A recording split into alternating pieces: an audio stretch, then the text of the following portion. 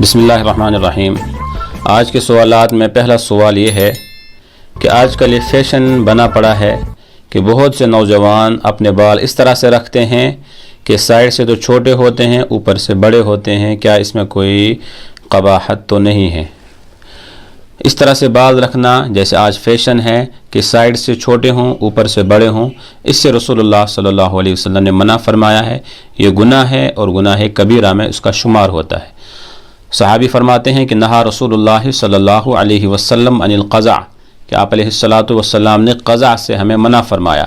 صحابہ نے پوچھا کہ قزع کسے کہتے ہیں؟ تو آپ نے فرمایا اس طرح سے بال رکھنا سائڈ سے چھوٹے ہوں، اوپر سے بڑے ہوں۔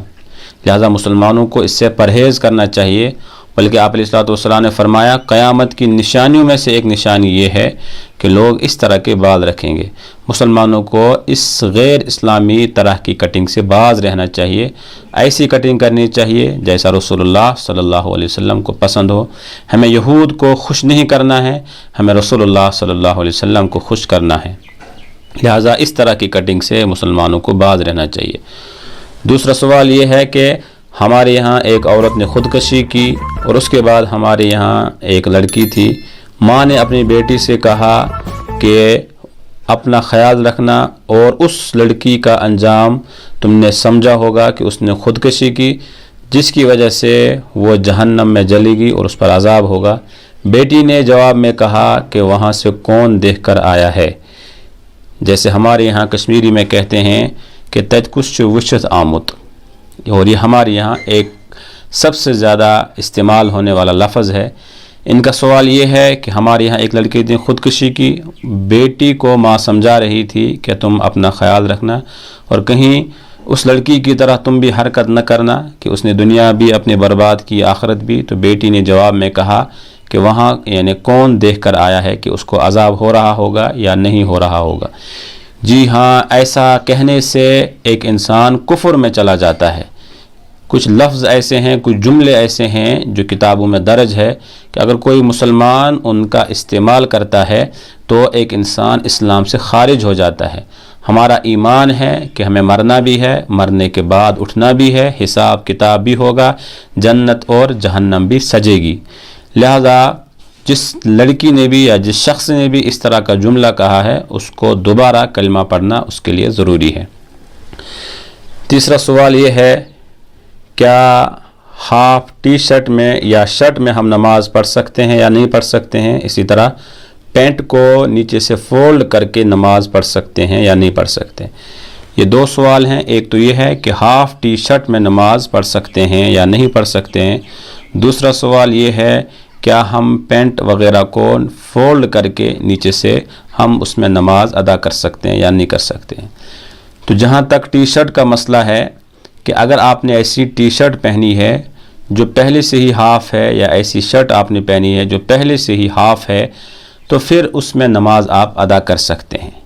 ممانعت جو آئی ہے وہ ایسی شرٹ کے بارے میں ہے یا ایسی قمیص کے بارے میں ہے کہ جو آپ نے مکمل پہنی ہو، پھر اگر آپ نے آستین چڑھا لی ہو نماز کے دوران، چونکہ آپ کی جو قمیص ہے وہ مکمل بازو والی ہے، تو یہ بعد والوں کو یا دیکھنے والوں کو یہ برا لگے گا کہ اگر قمیص میں نے پہنی ہے، اگر میں آستین یہاں تک چڑھا لوں اور پھر میں نماز پڑھانے کے لیے نکلوں یا نماز پڑھنے کے لیے نکلوں یا بازار جاؤں، لوگ سارے میری طرف دیکھیں گے کہ ان کو کیا ہو گیا ہے، کہیں یہ غصے میں تو نہیں ہے، کہیں لڑائی تو نہیں ہوئی ہے۔ لہٰذا جو قمیص ایسی ہو جو مکمل بازو والی ہو، تو اس میں تو آپ اپنی قمیص کو اوپر کر کے یعنی بازو کو آپ کوہنیوں تک کریں اور پھر نماز ادا کریں، اس میں تو بہرحال آپ کے لیے پرہیز کرنا ضروری ہے۔ اس صورت میں نماز کے اندر جو ہے کراہت آ جاتی ہے۔ مگر اگر ایسی شرٹ آپ نے پہنی ہے، ایسی قمیص پہنی ہے، یا ایسی آپ نے ٹی شرٹ پہنی ہے جیسے آج ہمارے یہاں عام رواج ہو چکا ہے، اور اس کو کوئی برا بھی نہیں سمجھتا، ہم اپنی محفلوں میں ہمارے دوست، ہمارے نوجوان اپنے فنکشنوں کے اندر اور صاحب عزتوں کی مجلسوں میں پہن کر جاتے ہیں، لہذا ایسی ٹی شرٹ میں نماز پڑھنے میں کوئی کراہت نہیں ہے۔ ہاں، ہم اب بھی یہی آپ کو درخواست کریں گے کہ نماز کے اوقات میں یا مسلمانوں کو چاہیے کہ مکمل بازو والی آستین والی شرٹ پہن کر جو ہے آپ اپنا لباس بنائیں۔ اسی طرح ان کا دوسرا مسئلہ تھا کہ پینٹ کو فولڈ کر کے ہم نماز پڑھ سکتے ہیں یا نہیں پڑھ سکتے ہیں. ہاں بالکل آپ پڑھ سکتے ہیں، بلکہ آپ کو ایسا کرنا چاہیے. اپنی عام زندگی میں بھی، روزمرہ زندگی میں بھی، نماز کے اندر بھی، نماز کے باہر بھی آپ کوشش کریں کہ آپ کا ازار، آپ کا پینٹ، ٹراؤزر یہ ٹخنوں سے اوپر ہو. رسول اللہ صلی اللہ علیہ وسلم نے فرمایا ہے کہ اس مرد کی نماز قبول ہی نہیں ہوتی جس نے اپنا شلوار یا پینٹ ہو وہ ٹخنے سے نیچے اس نے پہنا ہو، اس کی نماز ہی اللہ کے یہاں قابل قبول نہیں ہے. دوسرے حدیث میں ہے کہ اللہ رب العزت 3 لوگوں سے کل قیامت کے دن بات ہی نہیں کریں گے. ان میں سے ایک وہ شخص ہے جس نے کسی پر احسان کیا ہو اور پھر اس نے احسان جتلایا ہو، میں نے تمہارے اوپر فلاں ٹائم یہ احسان کیا تھا. دوسرا وہ ہے کہ جس نے جھوٹی قسم کھا کر اپنا سامان بیچا ہو. اور تیسرا یہی ہے کہ جس نے ٹخنوں سے نیچے جو ازار، شلوار، پینٹ، ٹراؤزر وغیرہ پہنا کرتا تھا. لہذا ہمیں عام زندگی میں بھی اس چیز سے پرہیز کرنا چاہیے. اور جب آپ نماز پڑھنے کے لیے آتے ہیں تو اس موقع پر اگر آپ نے پینٹ پہنی ہے، ٹراؤزر پہنا ہے، تو پھر آپ فولڈ کر کے اس کے اندر نماز ادا کر سکتے ہیں. اس میں کسی طرح کی کوئی قباحت و کراہت نہیں ہے. ایک اور سوال یہ ہے کہ مغرب کی نماز کا وقت کب تک رہتا ہے؟ جب ہم مغرب کی نماز ادا کرتے ہیں، مغرب کی نماز ادا کرنے کے بعد آسمان پر 2 طرح کی تبدیلیاں آتی ہیں. ایک تبدیلی تو یہ آتی ہے کہ آسمان پر ایک سرخ طرح کی لائن آ جاتی ہے جس کو ہم شفق احمر کہتے ہیں. کچھ دیر تک وہ رہتی ہے، اس کے بعد ایک دوسری لائن آسمان پر آتی ہے جس کو ہم شفق ابیض کہتے ہیں اور وہ سفید ہوتی ہے. جب تک یہ سفید لائن غائب نہ ہو جائے اس وقت تک مغرب کا وقت رہتا ہے.